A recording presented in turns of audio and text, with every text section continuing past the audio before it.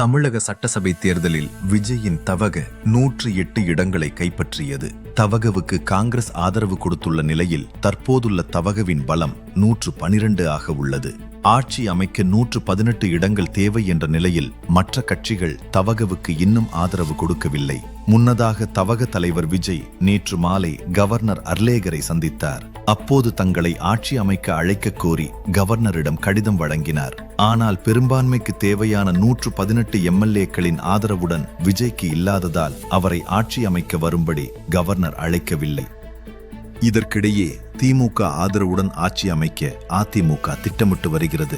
அதிமுகவுக்கு தேவையான ஆதரவை வெளியிலிருந்து திமுக அளிக்கும் என்றும் எதிர்க்கட்சியாக செயல்பட அக்கட்சி முடிவு செய்துள்ளதாகவும் தகவல் தெரிவிக்கின்றது. இதனால் தமிழக அரசியலில் பரபரப்பு நீடித்து வருகிறது.